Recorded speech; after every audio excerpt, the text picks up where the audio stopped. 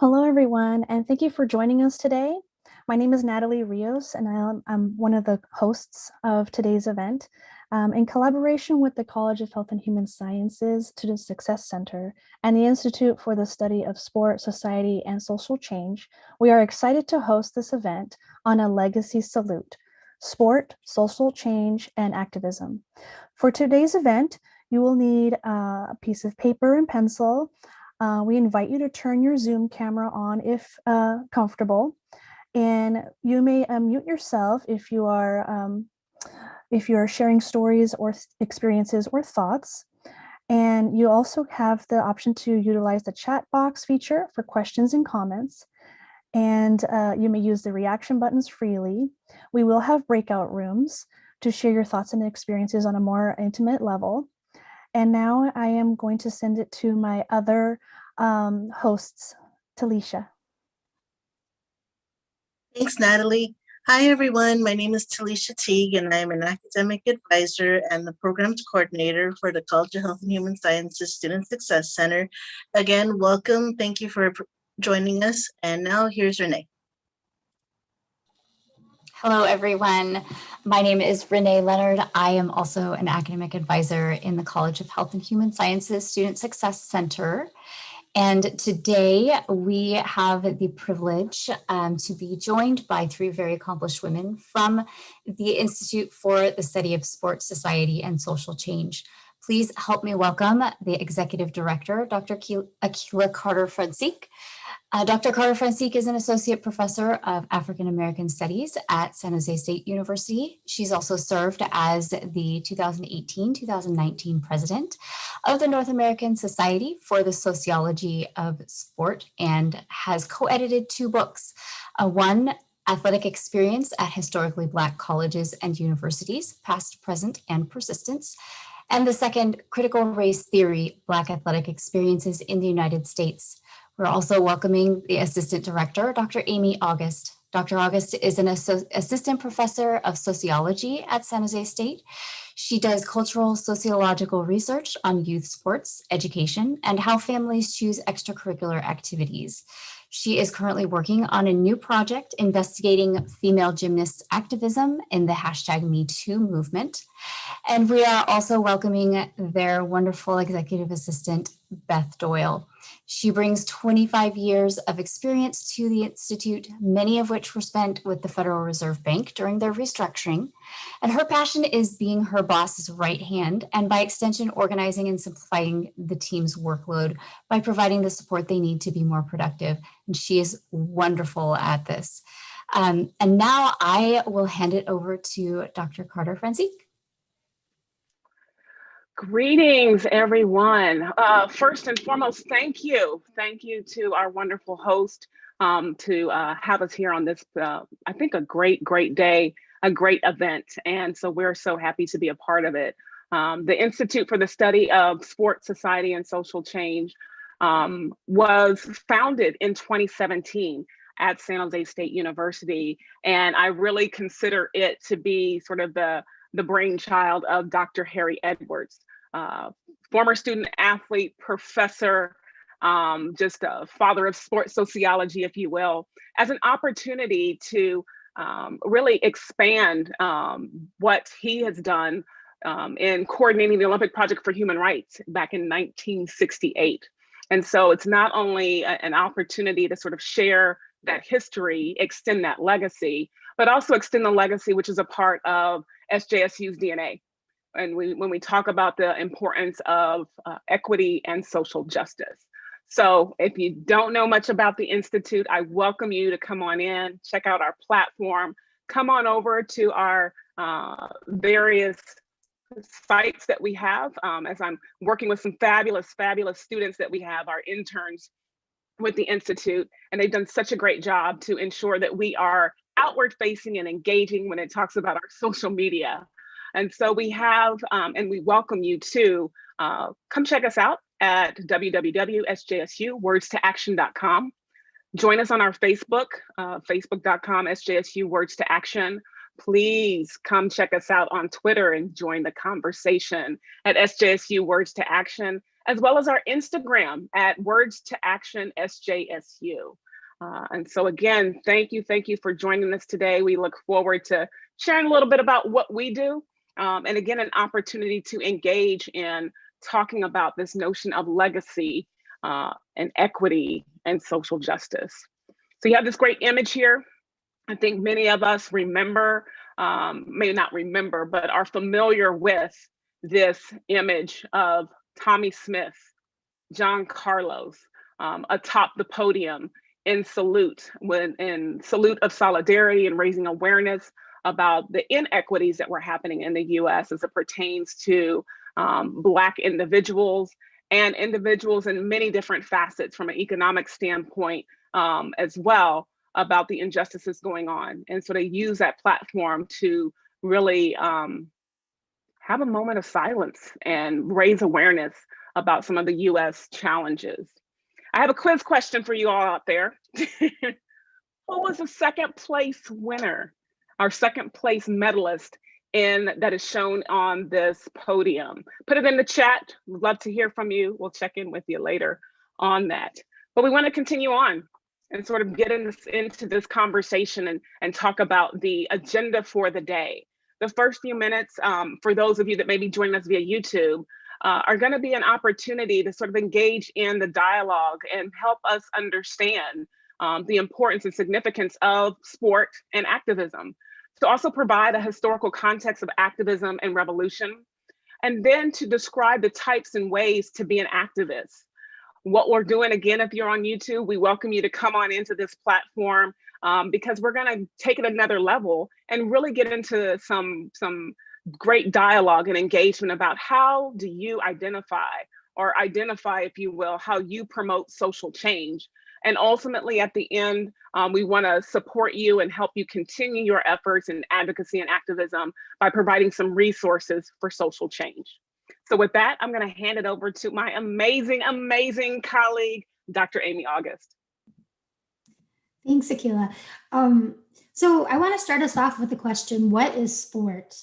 And usually we think of activities that are organized so that participants can assess their performances and then compare them either to the performances of other people or to compare them to their own performances in a different situation to see if they're getting better.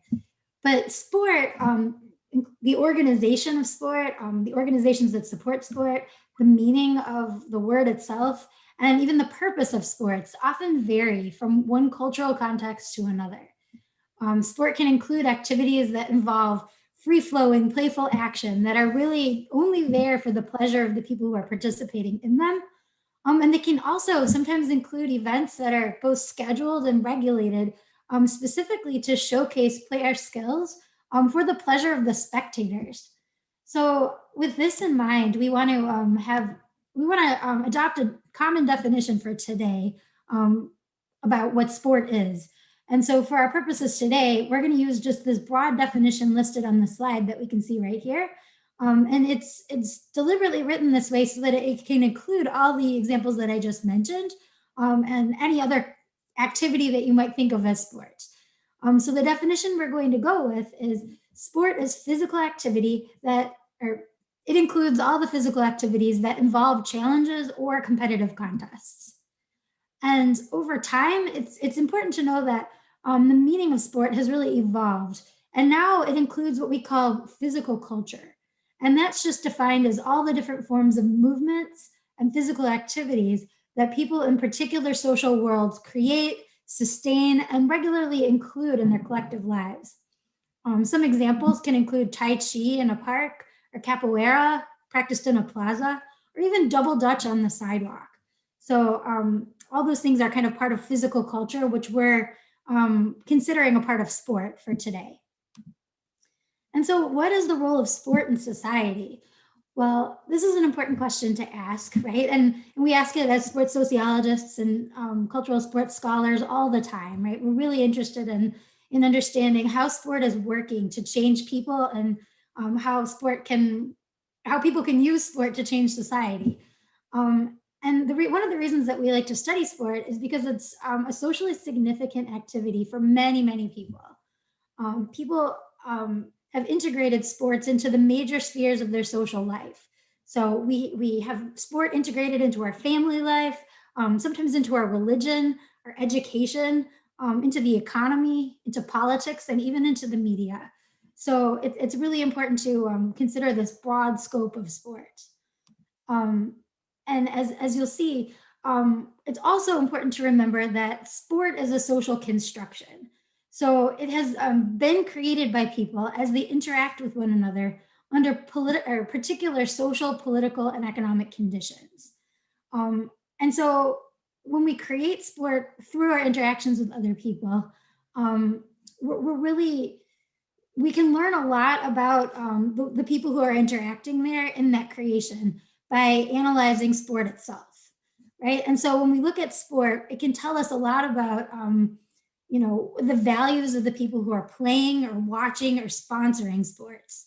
And it also, like there are specific sports that are popular or even that exist at a particular moment in time, right? So that can tell us a lot about the culture that's engaging in that sport.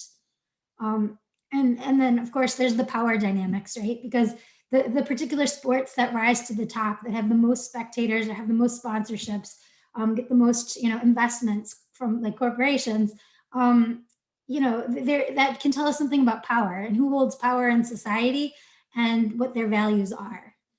So because sports are embedded in our lives in so many ways, they can really reinforce important ideas and beliefs within the society itself. Right. So that also means that some of the beliefs that we've held traditionally are not necessarily good for furthering the equality of all people in that society. Right. So it's also important to recognize that sports can provide a site in which these traditional ideas and beliefs are challenged. So athletes have a platform that's really unique, and they can use that platform to kind of stand up for social justice and speak out against inequalities that they either experience or observe in the world around them. And with that, I'll hand it back to Akila, who's going to talk about revolutionary youth. Yes, thank you, Dr. August. All that you talked about was important, in particular, this notion of power and power dynamics and the role and opportunity to really sort of challenge some of these norms and ideologies. And so I'm going to bring forth this notion of revolutionary youth. And wanting to sort of help you understand that even as college students, you are really the heart of the movement in many ways, okay? And so on our screen here, I thought it was quite interesting to sort of bring this to light and have us begin to sort of unpack some of the ways in which youth have served as central to the conversation when we talk about sport engagement, when we talk about civic engagement and things happening in our society. So you're going to see 5 amazing pictures here. I was able to obtain this article in particular from National Geographic, and it talked about youth activism, young protesters, and historic movements. And so what you're seeing here is the civil rights movement of 1965, Vietnam War of 1970, Tiananmen Square, 1989, the Arab Spring of 2010, as well as the indigenous water rights of 2016. As you take a moment to look at these names, I invite you to write them down, to look up these respective events and to see what took place there. But at the same time, hone in on the role of youth, of college students, and their role in really pushing back against some of these power dynamics that are happening in our country. And I want to also put that into the point of when we think about Smith and Carlos. I'll talk about it a little bit here, but I'll talk about it in more much later in the presentation, a little later in the presentation, for us to understand that when we talk about this notion of revolutionary youth, Smith and Carlos were 23, 24. Those that were a part of the Olympic Project for Human Rights, again, college students, 18, 19, 20 years old, really using their platform to push back against some of the power dynamics in this country. And when we talk about this too, I think what's important about it is that we also understand that in making some of these decisions and fighting against legislation and pushing back against some of these power dynamics, that oftentimes what's left in the center of the conversation are youth. Yes, I talk about these college students, if you will, but also to be mindful that some of these were as young as my children, 6, 7, and 8 years old. So we'll unpack a little bit of that real quick. So I bring you to this picture and to this particular piece of legislation, which hopefully all of you have heard of, Brown versus the Topeka Board of Education. Again, Topeka, Kansas, 1954. For me, this holds a near and dear piece in my life. I was born and raised in Topeka, Kansas. My parents were K-12 educators, and they were actually recruited as young college students and new teachers to come into Topeka to be those teachers and continue to carry out this legislation. Now, granted, they didn't arrive into Kansas until 1970, but if you look at the time span, right, this notion of all deliberate speed was not necessarily all yet deliberate. And so we have to sort of keep that in mind that it was slow and steady. But needless to say, they were there to sort of help facilitate that. But what's more important in this picture is in the bottom left-hand corner, we're seeing young children. These were the young people that then were the first to integrate these schools. They didn't go into school with mom and dad. They went into school on their own. Imagine to be 5, 6, 7, 8, 9, 10 years old, and you are that individual in that school, not knowing all that's going on around you, particularly as it pertains to race relations. And so this is an important photo, an important piece of legislation that really highlights the role that our children oftentimes are at the fore of this revolutionary change. A few other pictures as we move by, thinking about the Little Rock Nine, Little Rock, Arkansas, 1957. Again, I encourage you to look up this landmark historic effort and the lived experiences of those 9 individuals. And that of Ruby Bridges in New Orleans, 1960. This is an iconic photo, and it was even captured by artist Norman Rockwell. And so again, I invite you to look in on her integration and her experience. So I'll pass it over to Dr. August to unpack a little bit about this notion of what is activism when we talk about Legacy Salute. Thanks, Dr. Carter-Francik. So we're really welcoming you today into SJSU's rich legacy of activism. So as Dr. Carter-Francik just mentioned, right, there's a long tradition of youth being involved in social movements and advocating for social justice causes, right? So we want you to feel like a sense of belonging within this legacy, right? That's why we're calling this presentation the Legacy Salute. So as we continue to learn a little bit more about Tommie Smith and John Carlos and Harry Edwards, we'd like you to recognize that you yourself, just by merely attending San Jose State, are already a part of this tradition, and how much you take it upon yourself to actively engage in that legacy is really up to you. So we want to just make sure that you know about it and make sure that you know that this is kind of the history of the institution, and welcome you to join us in our fight for social change. So as we progress, first I'd like to introduce this movie, Fists of Freedom. So it was a documentary directed by George Roy in 1999. And it really covers the history leading up to, during, and after the 1968 Summer Olympic Games in Mexico City, where Dr. Harry Edwards led the Olympic Project for Human Rights, and Tommie Smith and John Carlos and many of their fellow athletes participated in a protest advocating for, for the rights of Black people in America, right? And as well as the broader civil rights movement, which was really part of the strategy to raise awareness about the discrimination that Black Americans faced, every day in their lives. And this documentary features interviews with athletes, including John Carlos, Tommie Smith, as well as George Foreman, and the activist Dr. Harry Edwards, in addition to journalists and a showcase of archival footage of the games, right? So it's a really interesting, rich documentary filled with this footage of the original Olympic Games in 1968. When Tommy Smith and John Carlos did their iconic protest on the podium. Next, I'll have us turn to another documentary that was released more recently, actually in 2020, which was directed by Glenn Kano and Afshin Shahidi. And this one is called Withdrawn Arms. And the filmmakers were partnering with the Olympic gold medalist Tommy Smith to create this video. And Tommy Smith was looking back 50 years to the moment in which he helped define a movement and change the course of his life forever. As you'll see, he faced a lot of backlash when he returned to the United States for his protest. Many people were not happy, and the consequences were really dire for him once he returned to the US. So with that, let's go ahead and show just a couple minutes of the trailer for this video, because it really provides you a concise vision of what was really going on back in 1968.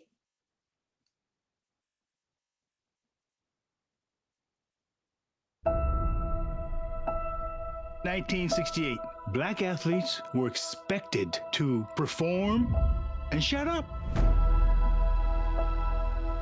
We were dealing with racism. We were dealing with not having a voice. Running became my voice.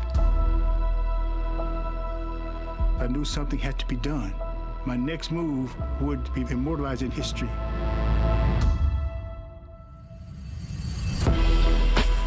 He gave us all hope so I too can do something.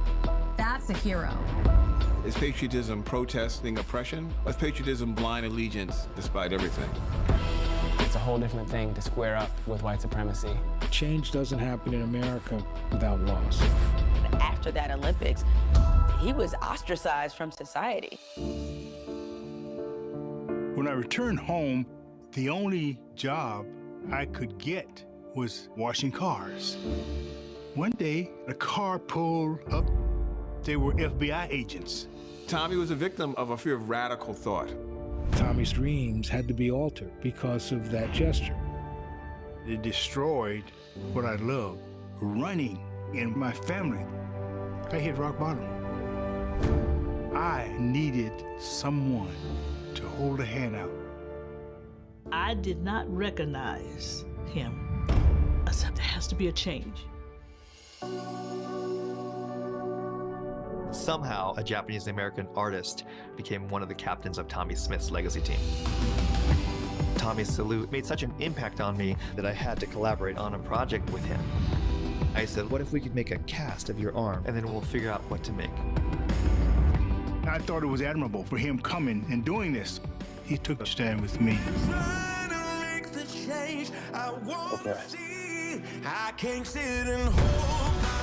My projects with Tommy allows you to be a witness of this rich history that salute created.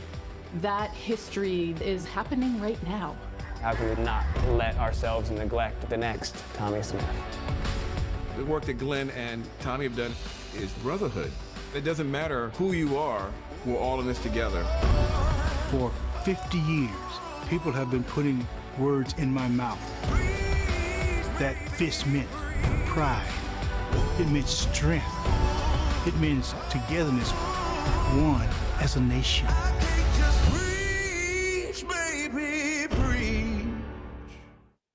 Thank you. And with that, let's turn to the next slide where we can learn a little bit more about advocacy and activism.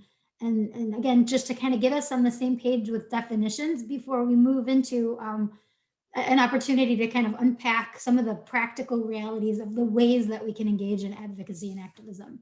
So advocacy we define as public support for or recommendation of a particular cause or policy. Activism is the policy of action of using vigorous campaigning to bring about political or social change. So both of these activities have something in common, right? They can both be done individually or in groups, and they both involve a deliberate process of influencing outcomes so that change can occur.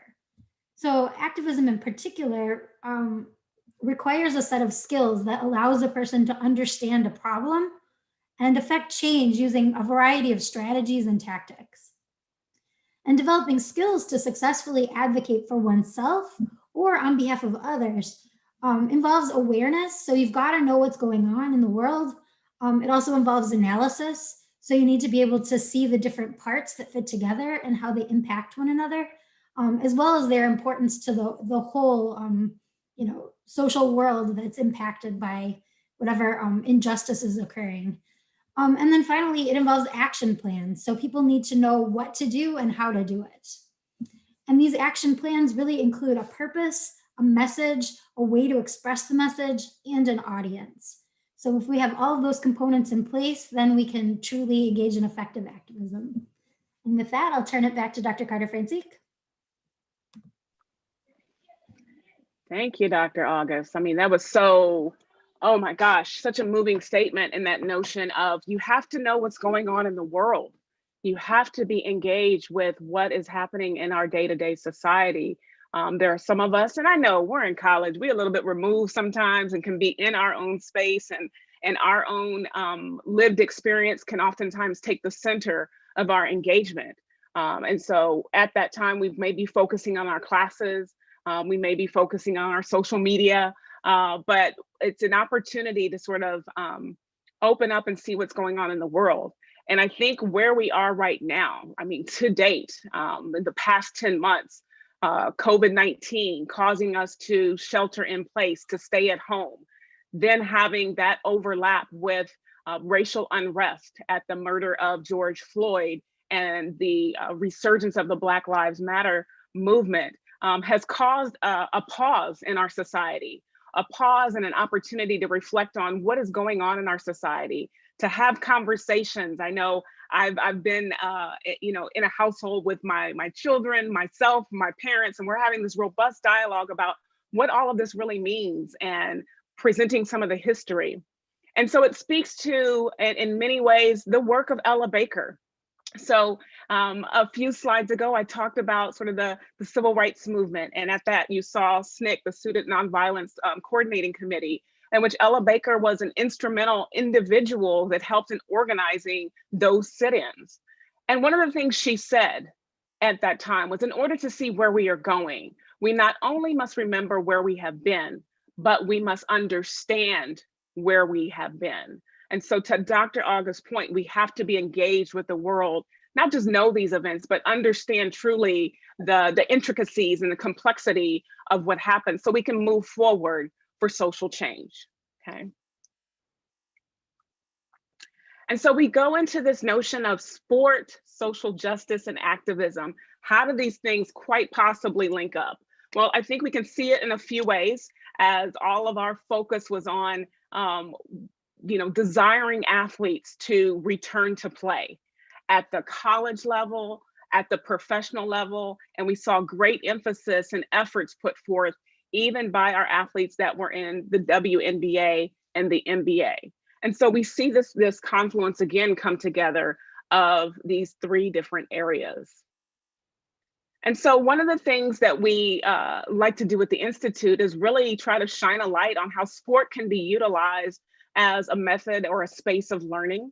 But one of the things I think it can also do is offer an opportunity to sort of bridge the gap, right? Bridging the past to the present and beyond, utilizing the information and that we know about the Olympic Project for Human Rights, for example, to serve as a template, a blueprint for we and our respective efforts, whether it be in the sport context, whether it be in the education, the health, LGBTQ issues, to sort of use those types of efforts to support us in our own engagement of activism. As you see here, 1968 Olympic, Black Power Fist, again, a constant reminder. But what did they do? Demonstrated by conducting a demonstration conducted by African-American athletes. We know this, Tommie Smith and John Carlos. They won gold and bronze. As we found out, Peter Norman, second place individual on that podium, but each raised their fists. And there are very significant pieces as to what the symbolism was of the Black glove fist, of the fact that Tommie Smith stood on the podium with his shoes off. All of those things had meaning. So I encourage you to read The Revolt of the Black Athlete and learn more about those efforts. But I think, again, what we saw was how their lived experience and even the experience of allies such as Peter Norman served as a catalyst and again as a blueprint for the efforts of the women of the WNBA. And here we see the Minnesota Lynx and the efforts of Colin Kaepernick. Okay. I have this picture up here, but I want you all to take a moment and look beyond the black glove fist, behind it. You're gonna see some other images there. Who are those people that you see? Who are those individuals that fought for social change, that pushed for social justice, using their platform of sport? Go ahead and put those names in the chat. See those individuals. There was a lot of history and efforts that were performed before Smith and Carlos, and then many that came afterward. So I want us to sort of remember that.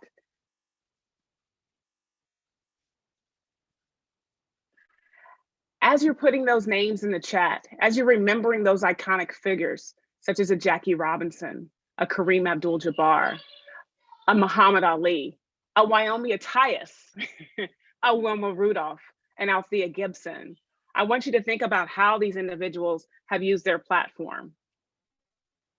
And I have a great colleague who happens to be a faculty affiliate with the Institute, Dr. Joseph Cooper. He and some of his amazing students took the time to really unpack and look beyond those images and even consider those images to identify the different ways that athletes, that sport organizations have sort of utilized their platform to promote social change.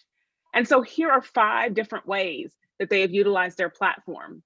They've used their platform to address things from a symbolic standpoint. And when we talk about symbolic activism, we look at symbolic activism as focusing on social awareness and structural change in the areas of economic, education, politics, and social engagement.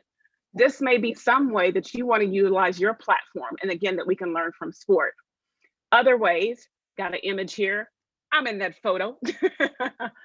But to even Dr. August and I, our background as researchers, as scholars, this notion of using education, if you will, or research to focus on the promotion of critical awareness through the transmission of ideas and theoretical analysis to provoke thought, understanding and influencing policy reform within oppressive systems. Others of you may think about it from a grassroots perspective, and athletes have definitely used their platform to do this as well. This focuses on the broader social uplift efforts that counter hegemonic notions, power notions, if you will, of engagement that will eventuate this impact. So affecting the surrounding community, your local community. We've seen some of that through food drives that we've had, right? That during this time to be able to feed families, to be able to feed children, to ensure that they have meals day to day in this time of COVID. Sport-based activism, Megan Rapinoe, right? She has spoken up and spoken out and used her platform and continues to use her platform to create content, create and build conversations. And sport-based activism focuses on the action taken by athletes to challenge and or alter specific rule or law that maintains oppressive systems, associations, and culture. Equal pay, right? This is what we see. And the 5th is economic activism. This focuses on the actions by individuals or groups, business development to promote fiscal empowerment and social uplift in historically marginalized communities. And we see this a lot through the work of CP3, Chris Paul, and his giving of monies to HBCUs, okay? And so with that said, we sort of invite you into this conversation of how can we work for social justice as undergraduate and graduate students? How can we support the work of social justice as faculty and staff to support, empower, and guide our young students today? So I think that takes us to our next level. We really want you, again, if you're out there in the YouTube atmosphere, to join the conversation, to take a moment to come in this space with pad and pencil, with friends and family, to work to promote social change and definitely fulfill this notion of a legacy salute. If you're interested in the Institute and learning more about the Institute, perhaps even becoming an intern with the Institute, we invite you to, again, review our platform, to join the conversation through our platform of Sport Conversations for Change, to give to us in donations that will help further the education and engagement of students and colleagues and research, and to visit the Martin Luther King Library at San Jose State University to learn more about the Dr. Harry Edward Collection. And so we offer you to bring questions to the fore, and we'll continue to engage in this notion of legacy salute, sport, social change, and activism. Here's a little information about